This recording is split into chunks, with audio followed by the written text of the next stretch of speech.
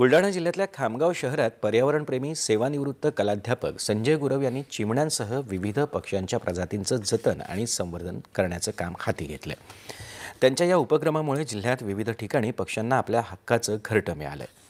संजय गुरव यांनी आपल्या वेगवेगळ्या पर्यावरण उपक्रमांतून खामगाव शहरालगतच्या घाटपुरी औद्योगिक वसाहत परिसर, टेकडी तसंच मोकळ्या जागांमध्ये विद्यार्थ्यांच्या मदतीनं झाडं लावून पर्यावरण संवर्धनासाठी हातभार लावलाय.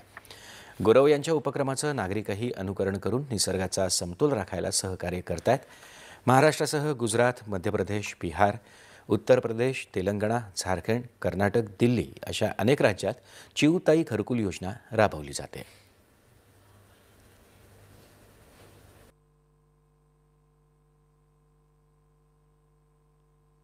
पक्षी हा जो घटक आहे निसर्गातला, हा याला आपण म्हणू निसर्गाचा लागवड अधिकारी.